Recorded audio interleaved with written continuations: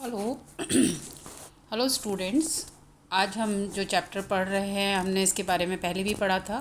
प्रमाणन वाउचिंग, जो मैंने आपको बताया था कि ऑडिटिंग का एक बहुत ही मोस्ट इम्पोर्टेंट पार्ट है और इसके बिना जो ऑडिटिंग है वो हो ही नहीं सकती है। जहाँ तक कहा गया है, इसके महत्व को बताया गया है कि इसकी तुलना रीढ़ की हड्डी से की गई है कि प्रमाणन अंकेक्षण की रीढ़ की हड्डी है। तो इसका महत्व बहुत ज़्यादा है ऑडिटिंग में, पूरी ऑडिटिंग में। अगर हम लेखा पुस्तकों की जांच करने जाते हैं तो हमें हर व्यवहार का दर्ज व्यवहार का हमें प्रमाण चाहिए होता है। ऑडिटर को प्रमाण चाहिए होता है कि सेल हुई है तो उसकी रसीद दिखाइए, परचेज़ किया है तो उसकी रसीद दिखाइए। जो भी ईच एंड एवरी जो व्यवहार हुआ है, हर चीज़ का प्रमाण उसको चाहिए होता है। आज हम इसमें पढ़ेंगे प्रारंभिक लेखे पुस्तकों का प्रमाणन और हम पढ़ेंगे रोकड़ बही का प्रमाणन। तो रोकड़ बही जो है उसका प्रमाणन बहुत महत्वपूर्ण है।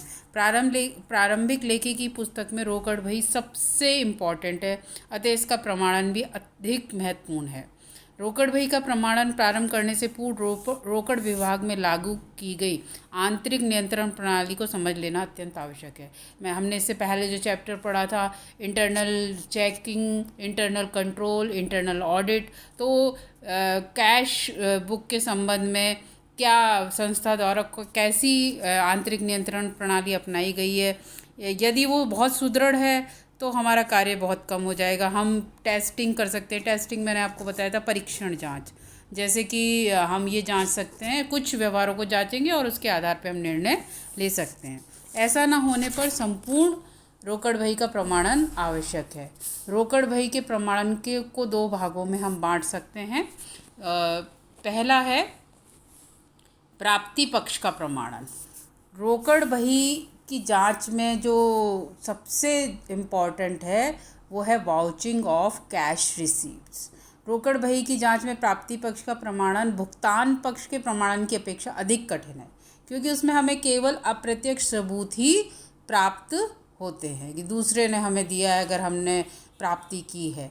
प्राप्ति पक्ष के प्रमाणन के संबंध में अंकेशों को दूसरों के द्वारा दिए गए प्रमाणक नहीं मिलते हैं, बल्कि स्वयं संस्था द्वारा लिखे गए प्रमाणक प्रस्तुत किए जाते हैं। अगर हमने सेल की है, मान लीजिए सेल की है, तो उसका हमारे पास क्या होगा, अगर आएगा रिसीप्ट हम देंगे तो हमने उनको दी है रसीद, तो हम अपनी ही रसीद प्रस्तुत करेंगे, वो तो कोई रिसीप्ट नहीं देगा जिसने किया है। अतः अंकेशक को प्राप्ति पक्ष का प्रमाणन निम्नलिखित बातों का ध्यान में रखते हुए बड़ी ही सावधानी से करना चाहिए। इसमें सबसे पहले तो ये जांचना चाहिए कि इंटरनल कंट्रोल प्रणाली कैसी है, इसकी जांच होनी चाहिए। इंटरनल कंट्रोल प्रणाली को अगर हम कुछ भागों में बांटें तो एक पॉइंट ये है कि रसीद पुस्तकों के प्रयोग व रसीद देने की व्यवस्था की जांच होनी चाहिए। और स्टूडेंट्स, अब मैं बताऊं, ये हम पढ़ रहे हैं पर आजकल आपको मालूम है ऑटो रजिस्टर्स हो गए हैं, सब चीज़ कंप्यूटराइज्ड हो गई है, ऑनलाइन हो गई है, तो इसका महत्व काफ़ी कम हो गया, क्योंकि हम एक क्लिक पे सारी चीज़ें जांच सकते हैं। लेकिन फिर भी अभी चल रहा है कैश मीमो और ये सारी चीज़ें हम पढ़ रहे हैं।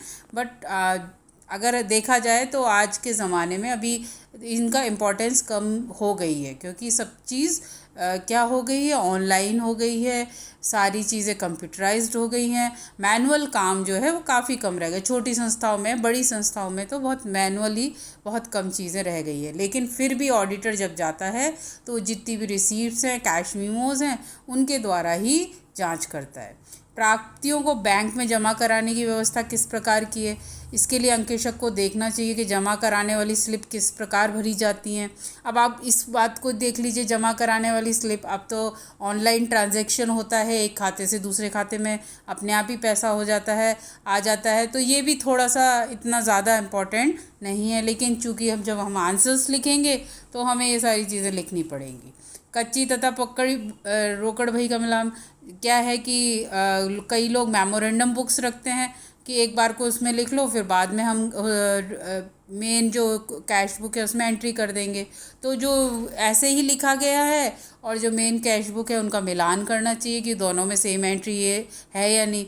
कई बार तो क्या होता है कि वो लोग छुपा लेते हैं, जो कच्ची डायरी है उसको छुपा लेते हैं और मेन बुक में कुछ कुछ एंट्री करते हैं, जो मतलब है टैक्स बचाने के चक्कर से या किसी भी कारण से।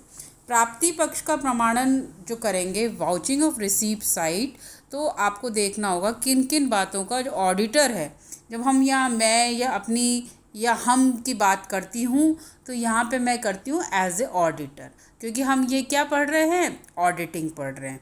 तो ये हम कर रहे हैं, यानी कि आप जब ऑडिटर बनोगे आप अपने को ऑडिटर की पक्ष में रखिए, और बाकी हम जब करने जाएंगे तो वी आर द ऑडिटर, हम ऑडिटर हैं। और फिर हम कैसे जांच करेंगे, हम किस बात का ध्यान रखेंगे, ये हमारे लिए इम्पोर्टेंट है। तो प्राप्ति पक्ष का प्रमाणन जब हम करेंगे तो सबसे पहले सभी प्रमाणकों को लेखा क्रमानुसार संख्या लिखी होनी चाहिए, यानी कि वाउचर्स पे नंबर डले हुए होने चाहिए। वाउचर्स पे क्लियरली उसका स्टेटमेंट, उसकी तारीख, किसके नाम है, कितनी कैश रकम है, और इन सब का बिल्कुल ध्यान से लिखा हुआ होना चाहिए। और जो रोकड़ बही के प्राप्ति पक्ष में लेखे हैं वो रिलेटेड होने चाहिए। ऐसे नहीं है कि तारीख उसमें कुछ है और उसी व्यवहार का उसमें को कैश बुक में कोई और तारीख है। और कुछ ऐसे भी प्रमाणक हो सकते, कुछ ऐसे व्यवहार हो सकते हैं जिनके प्रमाण ही ना हो, प्रमाण नहीं मिले, तो उनकी गहरी छानबीन करनी चाहिए, तब फिर हम गौण प्रमाणकों को देख सकता है। यदि कोई रसीद गंदी हो गई है, गलत हो गई है या फट गई है, तो भी उस ऑडिटर को उसके दोनों प्रतिलिपियों को पर्ण व प्रतिपर्ण, पर्ण मतलब काउंटर एंड काउंटर फॉइल जो होता है, उनको यथास्थान नत्थी किया होना चाहिए।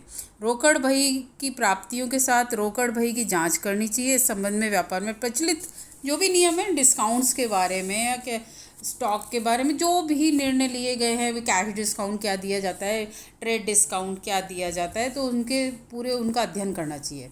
बैंक में जमा कराई गई रकमों के लिए प्राप्ति पक्ष के बैंक कॉलम का मिलान पे इन स्लिप से करना चाहिए। और समय समय पे तैयार के लिए हम क्या बना सकते हैं, बैंक समाधान विवरण, रिकॉन्सिलेशन स्टेटमेंट ऑफ बैंक, जिसमें हम अपनी कैश बुक और बैंक की पासबुक का मिलान करते हैं और उसमें देखते हैं उनमें अगर कुछ अंतर पाया जा रहा है तो वो किन कारणों से है।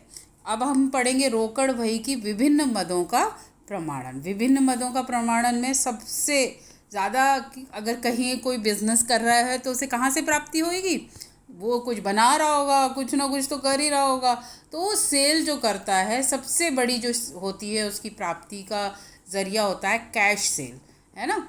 जब सेल करता है तो कैश सेल करेगा तो उसमें उसको कितनी प्राप्तियां हुई हैं, तो सबसे बड़ा जो कॉलम हो रिसीव्स होंगी वो कैश सेल की होंगी। नगद बिक्री से प्राप्त रकम के संबंध में गबन करने की बड़ी संभावना होती है, अतः अंकेशक को इसकी जांच बहुत ही सावधानी से करनी चाहिए। और इसके अलावा जो विक्रेताओं द्वारा दैनिक भेजे गए विवरण पत्र हैं उनकी भी जांच करनी चाहिए। जो रोकड़ियों द्वारा भेजे गए स्टेटमेंट्स हैं उनकी भी जांच करनी चाहिए। कैशियर का जो रिसीविंग स्टेटमेंट है उसकी भी जांच करनी चाहिए। कैश मीमो की नकल से जांच करनी चाहिए। जब हम कोई चीज़ सेल करते हैं तो हम क्या करते हैं, मूल रसीद तो जो जिसने ख़रीदा है उसको दे देते हैं और हमारे पास क्या रह जाती है, उसकी कॉपी रह जाती है। आप जब बाज़ार में कुछ चीज़ खरीदने जाते हो तो क्या करता है दुकानदार, आपको मेन रसीद दे देता है ना, और खुद के पास क्या रखता है, वो उसकी कार्बन कॉपी रखता है ना। तो उस हमारे जो कार्बन कॉपी रखती है, जब सेल्स की बात होती है उनकी जांच की जाती है। अंकेशक को यह भी देखना चाहिए कि भुगतान प्राप्त करने वाले रोकड़ियों द्वारा रखी गई वही कच्ची रोकड़ बही और दैनिक कच्ची बने मतलब एक फॉर द मेमोरी के लिए उसने एंट्रीज़ की थी, उनमें मिलान करना चाहिए। और आजकल मैंने आपको बताया ऑटोमेटिक कैश रजिस्टर्स हैं, वहाँ रोकड़ बही में दर्ज किए गए जितने भी उनके टिल रोल्स होते हैं उनसे जांच करनी चाहिए। यदि व्यापारिक छोटा है, प्रत्येक कैश मीमो की प्रतिलिपि या कार्बन नकल से जांच करनी चाहिए। और ये देखना चाहिए कि रसीदों के विवरण रोकड़ बही से बिल्कुल ठीक मिलान करें। अब हर चीज़ जो होती है उसके प्रमाणक होते हैं। प्रमाणक मतलब उसके कुछ मूल चीज़ें दस्तावेज होते हैं, जैसे कि अब हम आपने 10th किया तो आपके पास 10th का सर्टिफिकेट और मार्कशीट होनी चाहिए, मूल प्रमाणक है। और गौण प्रमाणक क्या, आपके एडमिशन कार्ड्स हैं या कुछ कॉलेज से मिल सकता है। कोई भी चीज़ आपने की है, आपने कोई कोर्स डिग्री ली है तो आपके पास उसका सर्टिफिकेट होना चाहिए। आप कहीं कुछ अटेंड करने गए थे कॉन्फ्रेंस वगैरह तो आपके पास उसका सर्टिफिकेट होना चाहिए। तो ये सर्टिफिकेट क्या है, आपका प्रमाण है कि आप वहाँ गए थे, ये प्रमाणित करते हैं। आपने कोई यात्रा की है तो आपके पास वो टिकट होना चाहिए कि हाँ आपने यात्रा की थी, तो उसके कुछ प्रमाणक होते हैं। तो जब हम कैश सेल्स के बारे में बात करें तो प्रमाणक क्या हो जाते हैं, प्रमाणक जो है ये पहले छोटे क्वेश्चंस आते थे उनके लिए था, लेकिन आपको याद रखने हैं। जैसे कैश सेल के प्रमाणक क्या क्या है? विक्रेताओं के सारांश पत्र, रोकड़ बही का विवरण, कच्ची रोकड़ बही, कैश मीमो की नकलें। ठीक है। दूसरा जो सबसे बड़ी रिसीप्ट्स होती है वो किससे होती है? Receipt from debtors. Debtors mean हमने जिनको उधार बिक्री की थी, वो हमारे देनदार हैं। अभी तो हमने उनको सेल कर दिए, वो भविष्य में हमें उसका पैसा चुकाएंगे, ये ना क्रेडिट सेल्स। तो फिर वो बाद में पैसा चुकाते हैं, तो हमें भुगतान किसके द्वारा प्राप्त होता है? Received from debtors. जब देनदारों से रकम प्राप्त होती है तो उन्हें रसीद की मूल प्रति दी जाती है तथा उसकी नकल या काउंटर फाइल रखी जाती है। ठीक है। देनदारों से प्राप्त रकम का प्रमाणन करते समय अंकेशक को सर्वप्रथम उस देनदार को जारी की गई रसीद अथवा प्रतिपन्न की जांच करनी चाहिए। जांच करते समय उसे डिस्काउंट और जो भी अलाउंसेस दिए गए हैं उनका भी ध्यान देना चाहिए। अप्राप्य बैड डेट्स हैं उनको भी देखना चाहिए। और जो सबसे बड़ी इम्पॉर्टेंट डिस्काउंट, मान लो आप कह रहे हो कि हमें तो उससे हमें 40,000 प्राप्त हुए, गबन क्या हो सकता है? उसमें 40,000 की जगह 30,000 ही दिखा रखें और बोले कि 10,000 डिस्काउंट दे दिया, तो ऐसा नहीं होता। डिस्काउंट के संबंध में सब चीज़ें जो क्लियर होती हैं, जो नियम होते हैं, प्रचलित नियम होते हैं संस्था के, वो देखे जाने चाहिए। ठीक है। कभी कभी आवश्यकता अनुसार देनदार और संस्था के बीच कोई पत्र व्यवहार, आने जाने वाला हिसाब का विवरण, स्टेटमेंट ऑफ अकाउंट जिसे हम कहते हैं, वो होना चाहिए। अब हम इसके प्रमाणक देख लें तो क्या क्या होंगे? रसीद की नकल, काउंटर फॉल्स, हिसाब किताब का विवरण, पत्र व्यवहार, उचित अधिकारियों के प्रमाण पत्र। प्राप्त bill, amount received on bills receivables. इनका प्रमाणन करते समय हमें इनकी ड्यू डेट्स को ध्यान रखना चाहिए। जो हमारी प्राप्य बिल पुस्तक है, बिल्स रिसीवेबल की जो बुक है, उनकी तिथि, उन्हें पहले भुना लिया गया है या उनको डिस्काउंट दिया गया है, इस सब की जांच करनी चाहिए। इनके प्रमाणक क्या क्या होंगे? प्राप्य बिल, बिल बट्टा पुस्तक, जमा स्लिप और बैंक पासबुक आदि। ठीक है। विनियोगों से आए, अब हम कहीं इन्वेस्टमेंट करते हैं तो उनसे हमें आय होती है, और जहाँ विनियोगों पर बहुत ज़्यादा संख्या में होते हैं वहाँ अलग से एक इन्वेस्टमेंट लेजर रखा जाता है। और स्थायी ब्याज वाले आप विनियोग कर रहे हैं तो ब्याज प्राप्त होएगा। तरह तरह के ब्याज होते हैं जो किस प्रकार से प्राप्त हुए हैं, अंकेशक को देखना चाहिए। जिन विनियोगों पर ब्याज दे हो गया उसे प्राप्त कर लिया गया है, रसीदें काटी गई हैं अथवा नहीं काटी गई हैं, ऐसी बहुत सारी चीज़ें होती हैं। डिविडेंड है तो डिविडेंड वारंट होना चाहिए, उसकी कॉपी होनी चाहिए। अब हम इसके प्रमाणक देख लें तो विनियोग खाते, ब्याज प्राप्ति की रसीद, पासबुक, लाभांश। आप मतलब कॉमन सेंसली ये लगा सकते हो कि क्या चीज़ जो हम कर रहे हैं कहीं से आ रही है, रिसीव्ड हो रही है, उसके सबूत क्या क्या हो सकते हैं। इस तरह से अगर हम देखा जाए तो हम सभी के प्रमाणक लिख सकते हैं। Interest on loan and bank deposit, ऋण व बैंक ब्याज पर जमा।